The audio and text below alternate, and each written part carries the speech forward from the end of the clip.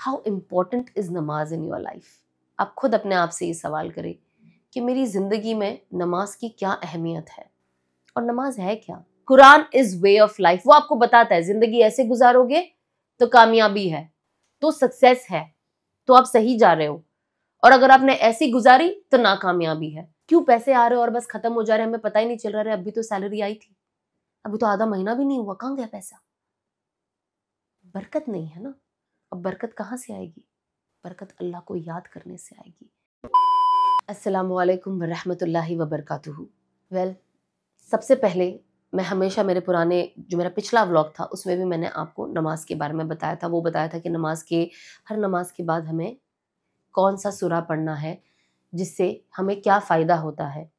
तो हमें I am sure आपने वो देखा होगा, एंड मैं उम्मीद करती हूँ कि आप कोशिश एटलीस्ट कर रहे होंगे, जो लोग नहीं पढ़ते, कि आप उस चीज़ को अपने ज़िंदगी में ले आए, आपके एक रिचुअल में ले आए, एंड इंशाल्लाह विथ टाइम विथ एफर्ट वो हो जाएगा।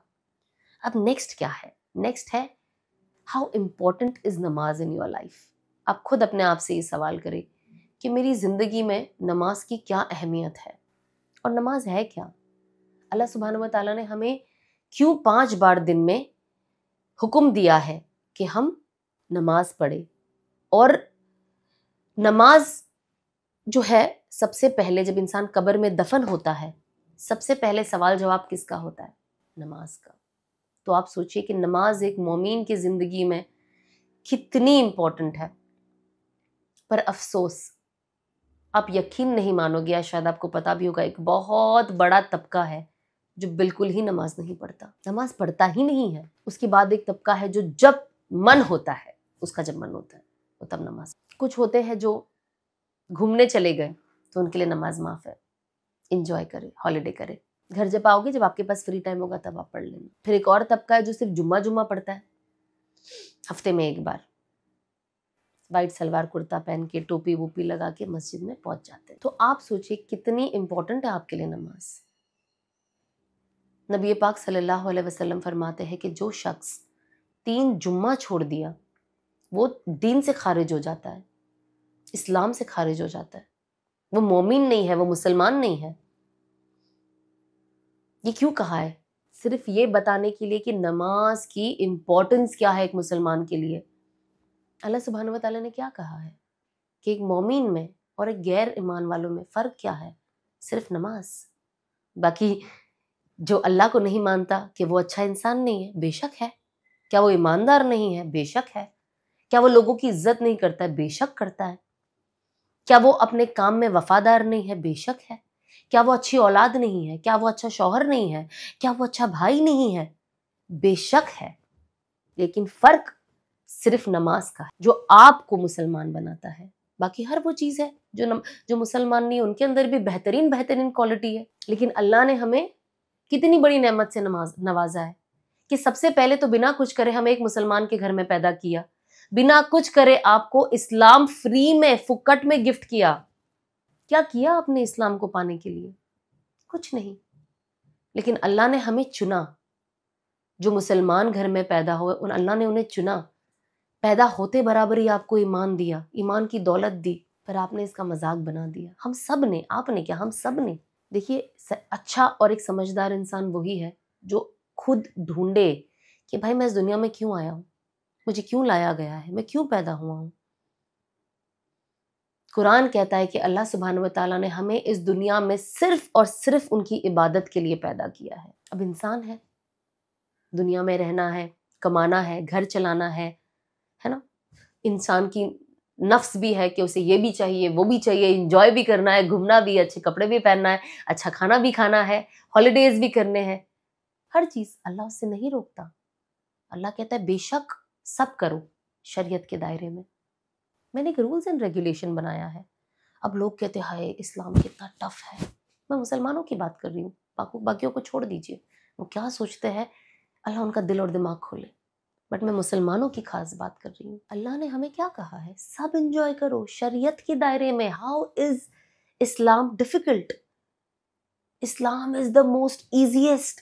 आप स्कूल जाते हो, आप स्कूल के टर्म्स एंड कंडीशंस पे रहते हो, ना स्टूडेंट को एतराज, ना माँ बाप को एतराज। आप ट्यूशन जाते हो, ट्यूशन की टर्म्स एंड कंडीशन पे रहते हो, ना स्टूडेंट को एतराज, ना माँ बाप को एतराज। आप कॉलेज जाते हो, उनके टर्म्स एंड कंडीशन पे रहते हो, किसी को एतराज नहीं। आप जॉब पे जाते हो, वहां पे भी टर्म्स एंड कंडीशंस है ना। आप शादी आज की तारीख में जब आप निकाह करते हो, उसमें भी टर्म्स एंड कंडीशंस है। दुनिया में हर चीज, ऐसी कोई चीज नहीं है जिसके टर्म्स एंड कंडीशंस नहीं है। मेरे पास एक मेरा क्लिनिक है, मैं एक छोटा सा क्रीम भी बेचती हूँ, उसके पीछे भी टर्म्स एंड कंडीशंस है कि इसको कैसे लगाना है, कैसे लगाओगे तो फायदा होगा, कैसे नहीं लगाओगे तो इसका नुकसान है, या इसको सही तरीके से नहीं लगाया तो कैसा नुकसान है। हमारा फोन जो है उसे यूज करना है, कैसे करूंगी तो उसका फायदा है, क्या नहीं करूंगी तो नुकसान है। दुनिया में हर चीज टर्म्स एंड कंडीशन के साथ आती है। Quran is way of life. वो आपको बताता है जिंदगी ऐसे गुजारोगे तो कामयाबी है, तो सक्सेस है, तो आप सही जा रहे हो, और अगर आपने ऐसी गुजारी तो नाकामयाबी है। देखिए, दुनिया में हम अल्लाह के नाफरमाबरदार भी बनते हैं, अल्लाह को नाराज करते हैं, हर वो चीज करते हैं जिससे अल्लाह ने मना किया है। तो अल्लाह सुब्हानहू व तआला क्या फौरन आपकी रूह कब्ज कर लेते कि नहीं अब खत्म हो जाओ, तुम मेरी बात नहीं सुनते, तुमको जीने का ही कोई हक नहीं है? नहीं, अल्लाह आपको मौका देता है।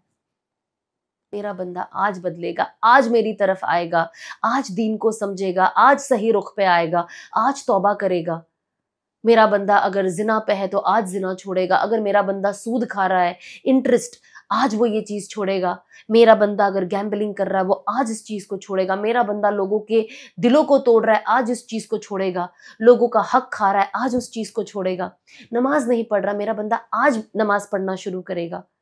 अल्लाह हमें मौका दे रहा है।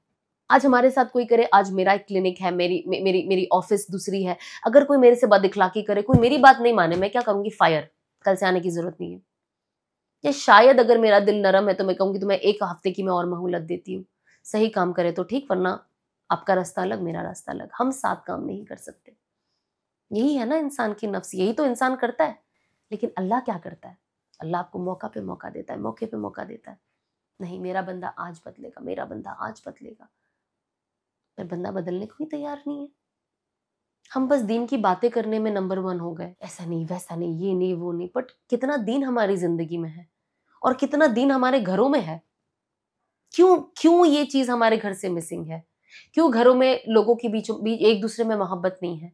क्यों बच्चे माँ बाप की इज्जत नहीं कर रहे? क्यों माँ बाप बच्चों का हुकूक नहीं समझ रहे? क्यों पैसे आ रहे और बस खत्म हो जा रहे, हमें पता ही नहीं चल रहा है, अभी तो सैलरी आई थी, अभी तो आधा महीना भी नहीं हुआ, कहाँ गया पैसा? बरकत नहीं है ना। अब बरकत कहाँ से आएगी?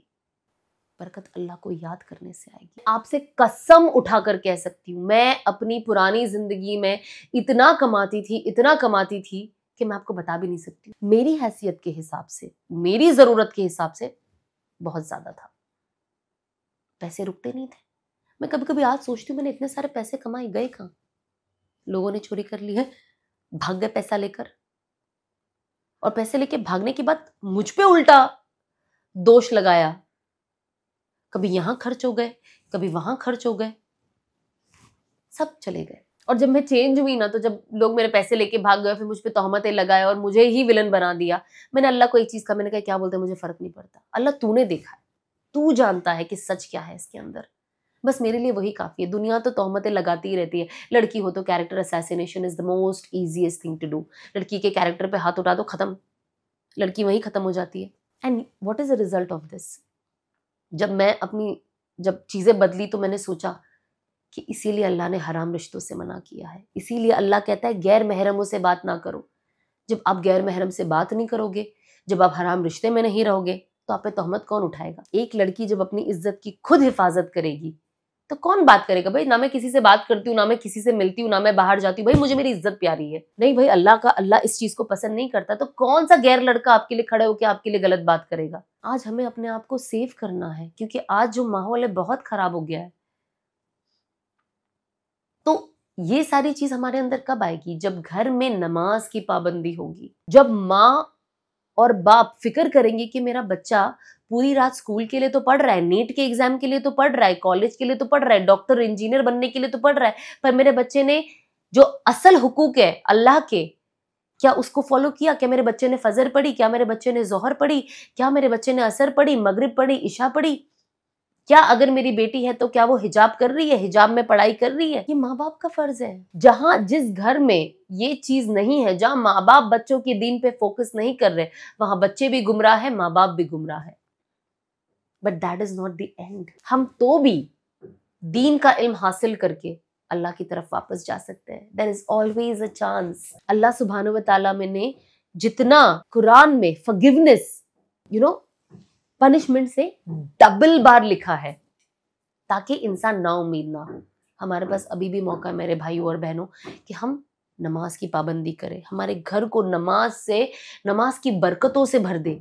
इंसान नमाज पढ़ेगा, आप थोड़ा भी कमाओगे ना, आपके रिस्क में कितनी बरकत होगी आप देखना।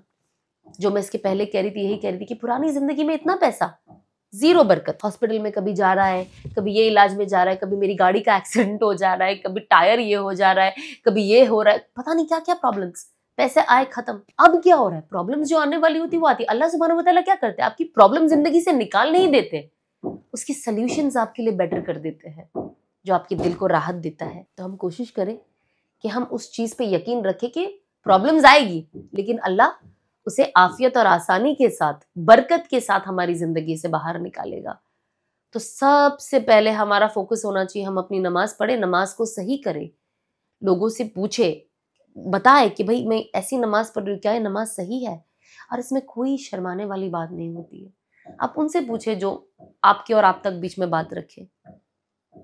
सीखे, दीन को सीखे। दीन को सीखने का कोई एज नहीं होता, इंसान मरते दम तक दीन को सीख सकता है। अपनी घर को बरकत वाला बनाए, अपनी जिंदगी को बरकत वाला बनाए। नमाज पढ़ोगे, नमाज से आपका ईमान ताज़ा होगा। जब ईमान ताज़ा होगा तो आप अल्लाह सुब्हानहू व तआला के हुक्म को फॉलो करोगे, और जब आप अल्लाह ताला के हुक्म को फॉलो करोगे तो ऑटोमेटिकली अच्छे मुसलमान बनोगे, और जब आप अच्छे मुसलमान बनोगे तो ऑटोमेटिकली आप अच्छे इंसान बनोगे, और जब आप अच्छे इंसान बनोगे तो आप दूसरों के लिए खैर बनोगे, खुद के लिए भी खैर बनोगे, दूसरों के लिए भी खैर बनोगे। तो हमें कोशिश करना है कि हम अपनी नमाज की इंपॉर्टेंस को समझें, और नमाज को कैसे भी कुछ भी हो जाए तोड़ मचोड़ के नमाज पढ़नी है, सबसे इंपॉर्टेंट ये है। और अगर आपको लगता है बाय एनी चांस आप you're still not into a modest dressing, especially for female, आप आपकी नमाज की रुमाली अपने साथ कैरी करें। देखो, नमाज जब होगी ना पाबंदी से, तो इंशाल्लाह सब बदल जाएगा, लाइफ भी बदल जाएगी, पैसे कमाने का तरीका भी बदल जाएगा। तो बस हम कोशिश करें और नमाज को अपनी ज़िंदगी में ले आए, और नमाज को खूबसूरती से पढ़े, सही पढ़े, और अल्लाह से दुआ करें कि अल्लाह हमें तो इस्तिकामत दे। अस्सलाम वालेकुम।